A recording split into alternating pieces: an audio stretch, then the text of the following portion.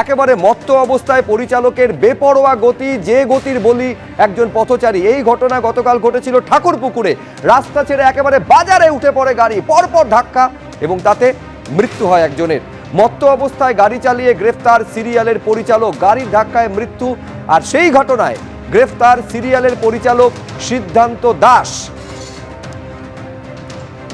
আমি একেবারে সরাসরি এই বিষয়টা আরো বিস্তারিত জানার জন্য কথা বলবো আমাদের প্রতিনিধি সত্যজিৎ বৈদ্যর সঙ্গে। এইটা হচ্ছে সেই ঘাতক গাড়ি, যে গাড়ির ধাক্কায় একজনের মৃত্যু হয়েছে। সত্যজিৎ বৈদ্য, আরো বিস্তারিত বলতে পারবেন ঠিক কোন সময় ঘটনা ঘটলো এবং তারপর এখনো পর্যন্ত কি আপডেট সত্যজিৎ রয়েছে তোমার কাছে?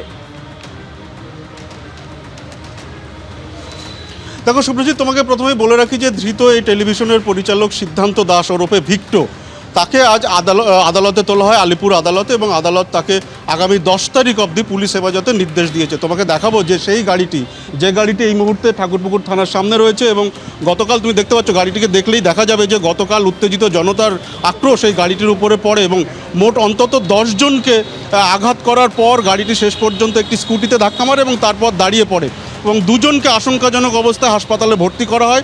তাদের মধ্যে পরে একজনের মৃত্যু হয়। এবং তুমি জানো যে এই ঘটনায় পরিচালক সিদ্ধান্ত দাস, তাকে গ্রেপ্তার করা হয়, ইতিমধ্যে তাকে আদালতে তোলা হয় এবং আদালত তাকে 10 তারিখ পর্যন্ত পুলিশ হেফাজতের নির্দেশ দিয়েছে। এবং পুলিশি তদন্তে আরও বেশ কয়েকটি বিষয় উঠে এসছে। যেমনটা জানা যাচ্ছে যে এই গাড়িতে কিন্তু আরও বেশ কয়েকজন সওয়ারি ছিলেন, অর্থাৎ যারা টেলিভিশনের অভিনেত্রী এবং টেলিভিশনের বিভিন্ন কাজের সঙ্গে জড়িত এরকম কয়েকজন ছিলেন। এবং এই গাড়িটির চালকের আসনে ছিলেন এই সিদ্ধান্ত দাস ওরফে ভিক্টো। এবং আগের দিন রাতে তারা কিন্তু এক জায়গাতে পার্টি করেন এবং সেখানে মদ্যপান করেন এবং তারপর মত্ত অবস্থায় গাড়ি চালিয়ে ফিরছিলেন এবং আচমকা জনবহুল রাস্তায় ঠাকুরপুকুর বাজারের মধ্যে ঢুকে পড়ে, এমনটাই অন্তত পুলিশ সূত্রে জানা যাচ্ছে। এবং এই সমস্ত বিষয় কিন্তু আদালতে জানানো হয়। আজ আদালত কিন্তু সিদ্ধান্ত দাসকে আগামী 10 তারিখ পর্যন্ত পুলিশ হেফাজতের নির্দেশ দিয়েছে। সুব্রজিৎ, বেশ, তুমি আমাদের সঙ্গে থাকো। আমি দর্শকদের আরেকবার বলবো, যে ঘটনা ঘটেছে, দুজন আশঙ্কাজনক অবস্থায় হাসপাতালে ভর্তি করা হলে একজনের মৃত্যু হয় এবং আরও একজন তিনি এখনো পর্যন্ত হাসপাতালে চিকিৎসাধীন রয়েছেন।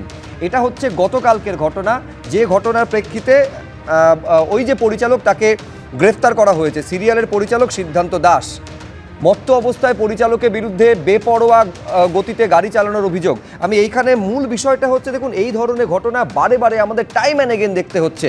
প্রাক্তন পুলিশ কর্তা সলিল ভট্টাচার্য আমাদের সঙ্গে এই আলোচনায় যোগ দিয়েছেন। আমি বলছি, এই ছবিটা আমাদের কলকাতা শহরে ধরুন একেবারে ট্রাফিক সচেতনতা, সেফ ড্রাইভ, সেভ লাইফ এই বলে রীতিমতন প্রচার চালানো, একটা রীতিমতন প্রজেক্ট রয়েছে পুলিশের তরফে, তা নিয়ে প্রচার চালানো হয়, কিন্তু বাস্তবে দেখা যায় বেপরোয়া গতি এবং সেই গতির বলি। এই ঘটনার উপরে কিন্তু নিয়ন্ত্রণ কি আদৌ টানা যাচ্ছে? এই গতকালকের ঘটনা সেই প্রশ্নটাকে জোরালোভাবে সামনে এনে দিচ্ছে সলিলদা। মানে এক্সটেন্ট অফ ডেসপারেটনেস দেখো কতদূর পৌঁছেছে এবং উচ্ছৃঙ্খলতা কোন পর্যায়ে পৌঁছেছে। মত্ত অবস্থায় আমি গাড়ি চালালে কিন্তু দেয়ার ইজ এভরি পসিবিলিটি যে আমার নিজের স্বাভাবিক যে আমার চিন্তাধারা বা স্বাভাবিক আমার কাজকর্ম সেটা ব্যাহত হবে এবং সেই অবস্থায় গাড়ি চালানো that tantamounts to murder. Culpable homicide not amounting to murder 10 years imprisonment হবে।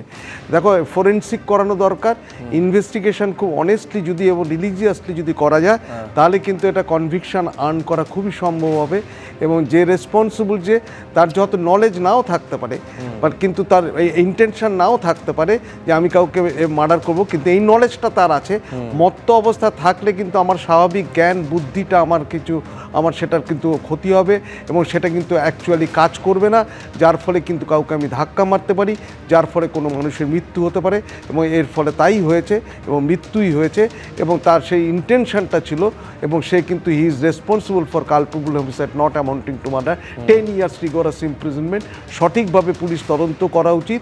সঠিকভাবে তদন্ত করলে পুলিশ কাস্টডিতে নিয়েছে, অপরাধের পুনর্নির্মাণ করা উচিত, গাড়ির ফরেন্সিক করা উচিত, মেকানিক্যাল ফরেন্সিক করা উচিত এবং তাকে কাস্টডিতে রেখে কাস্টডি ট্রায়াল করে তাকে কিন্তু চার্জশিট দিয়ে দি case should be ended in chargesheet.